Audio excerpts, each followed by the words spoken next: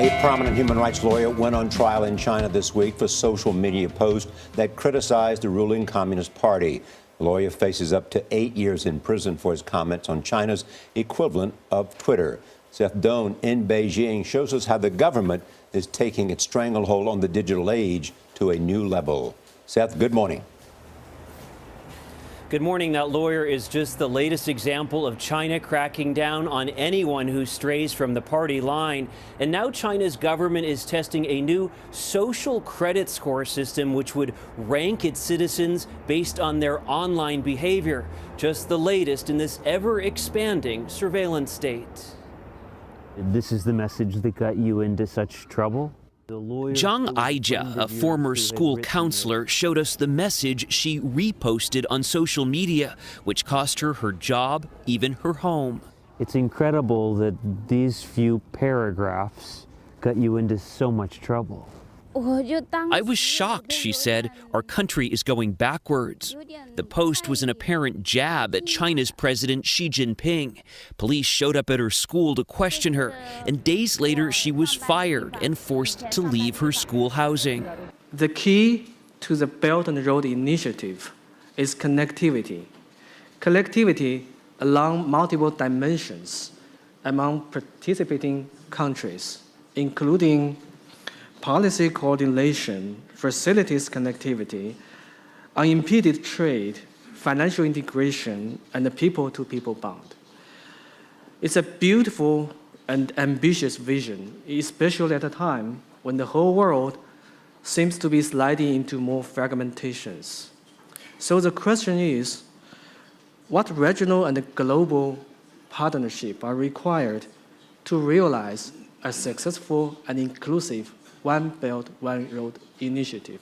In Pakistan, we started this journey in 2013 with signing of China-Pakistan Economic Corridor MOU under One Belt, One Road. And within 2 years, it has translated into a portfolio of about $50 billion. And what we are witnessing is that it has brought billions of dollars of investment in the poorest and the remotest areas of Pakistan, where it is making a big difference in the lives of the people.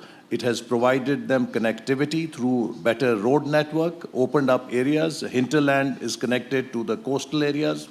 It is also touching their lives through socio-economic development projects. There is a new fiber optic cable that is giving digital connectivity to the remotest areas. And also, it has enabled billions of dollars of investment in energy that has enabled the economy to achieve highest growth rate in last 10 years. I think most of you have heard these numbers, but I'm going to repeat them nevertheless because they're astonishing. BRI countries in total have 30% of the world's GDP, have 70% of the world's population, have 36% of the manufacturing trade, and I think the bilateral trade between the BRI countries already totals $962 billion. Just to put that in perspective, that is the total GDP of Singapore, Vietnam, Peru, Kuwait, and New Zealand combined. Or, to give another example, slightly less than Mexico as a whole. For us, BRI is here and now. From a personal point of view, I moved from the UK to China a year and a half ago. Since then, I barely carry cash in my pocket because almost everyone accepts WeChat as a means of payment, as most of the Chinese people in this room would know. That is much more sophisticated, actually, than the payment systems we have in the UK or in other European countries.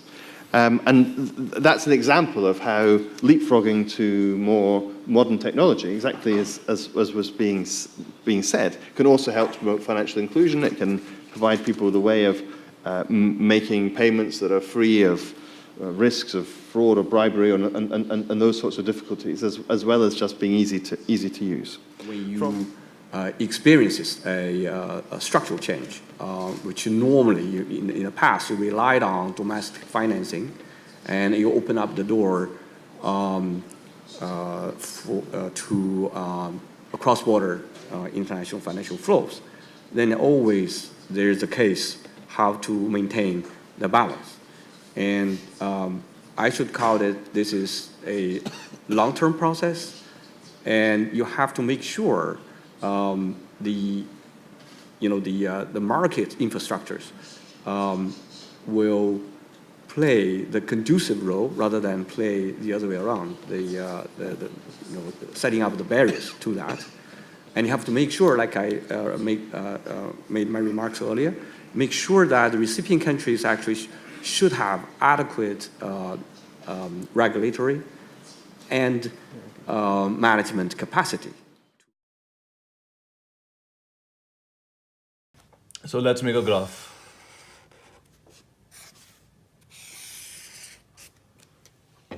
This is y-axis. It could be anything, okay? X-axis is time. All right. This is 0, 0, obviously. Now what we're going to do is that we're going to plot Internet of Things first. Let's start with 1995, the year you were born. And what happened in 1995? Computer via internet came into being. Okay. So essentially, we as human beings started using one device. So let's plot one over here. Okay. Then let's go on to 2005. Okay. In 2005, we started using three things: mobile, computer, and a tablet. So our dependency on technology went further up, and it went on to three. Okay. Now these three things were connected, and obviously our attention span was divided between these three very important things, which were obviously internet controlled. Okay. Let's go to 2015 now. 2015 was the year of Internet of Things, where various devices, including watch, including TV, including refrigerator, were connected via a communication device, and Internet of Things came into being. And essentially we had now around 15 things which we were connected through, and that was Internet of Things. So if we plot Internet of Things on a graph, you will see that in 1995, this comes here, this comes here, 2015, this comes here. If you see that is how the Internet of Things graph is. And the funny part is that the way it's going, it's exponential. Okay. So IoT, this is what singularity is, right? I'm sure you know that. But anyway, I'm just reiterating myself. This is what IoT line is, okay? Now let's talk about artificial intelligence. Artificial intelligence obviously came into being after internet was born. So you shall see that if we see AI's line and we start from here, AI progressed very slowly, but it went on to be faster. Okay. So again, this is approaching singularity. This is AI's line. Okay. Now, what we're going to plot is the experience of technology. Okay. So experience of technology obviously came in from when technology came in, obviously. And we as human beings started experiencing technology and started loving it as time went on, it's going on. It goes up till a certain point, but it will go down. That I'll explain to you later. This is experience of technology. Now to the main point, which is cryptocurrency. Okay. For cryptocurrency, let's look at Bitcoin. In 2008, 2009, Bitcoin came into being as the first cryptocurrency. Okay.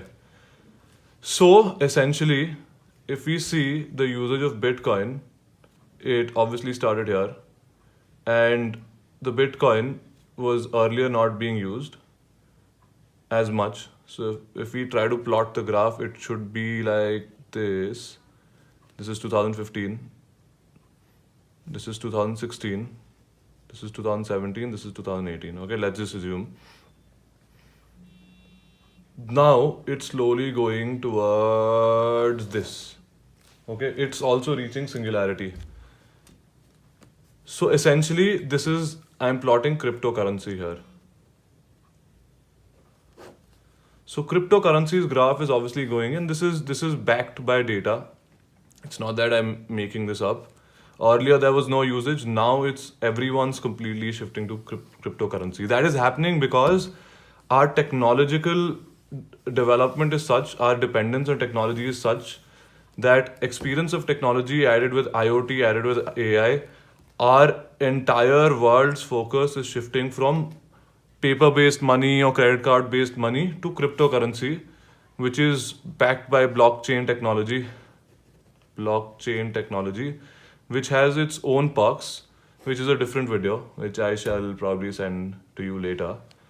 Now, if you see what I'm trying to say when I say that cryptocurrency is the next big thing, is that if you compare it with general money, now money as a concept came when trade came in and has always been there. From gold to now paper currency to credit card. Okay.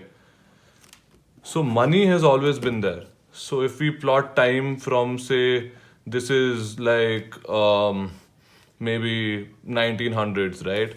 Money's usage has been constant.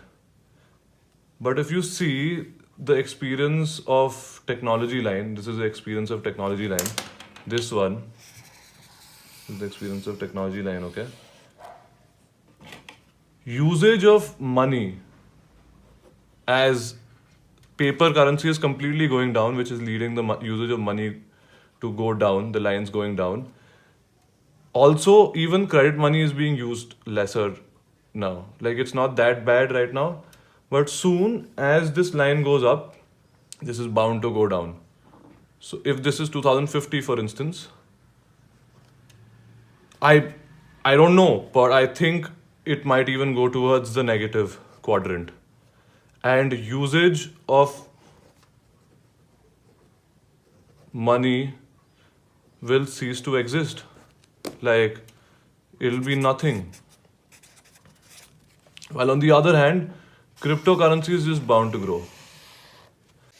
Now, things are starting to look up for investors in virtual currencies this year. Still, there are lingering concerns of a bubble, with more than 1 million Koreans believed to hold at least some Bitcoin.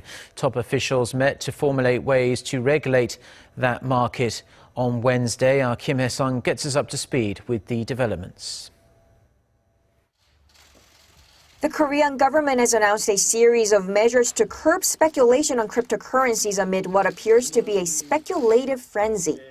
During an emergency meeting Wednesday, senior officials from various ministries, including Justice, Finance, and others, agreed to crack down on cryptocurrency-related crimes such as hacking and illegal foreign exchange transactions.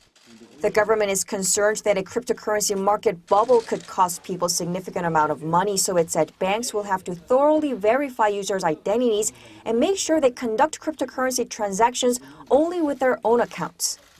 Minors and foreigners will be banned from opening investment accounts. On top of individuals, financial institutions will also be banned from buying and selling virtual currencies. They are also banned from raising money through Bitcoin and other cryptocurrencies, making Korea the second country after China to do so. Using connectivity and under the guise of making the world a better place, both economically and socially, world leaders hope to increase its control by means of a techno-financial revolution. We are living in a time period when the growth in technology is exponential, and the possibilities of what tech we will see from here on out are endless.